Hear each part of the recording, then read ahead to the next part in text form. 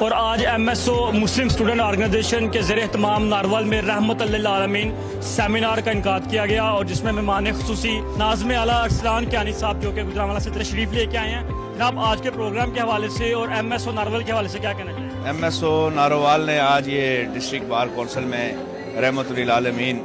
seminar کا انعقاد کیا ہے، جس میں تقریباً ضلع بھر سے تمام سیاسی، سماجی، مذہبی طلبہ تنظیموں کے ذمہ داران نے شرکت کی ہے